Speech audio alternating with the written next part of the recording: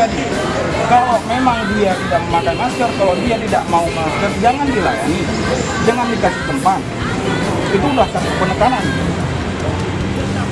Jadi kalau memang pelanggan yang nggak mau memakai masker, nggak mau makan masker, berarti nggak perlu dilayani. Tempat-tempat nggak perlu dikasih.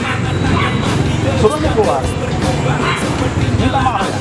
Ayo cepat, lekas bergegas, tak peduli hujan panas, loyalitas tanpa batas, selalu siap untuk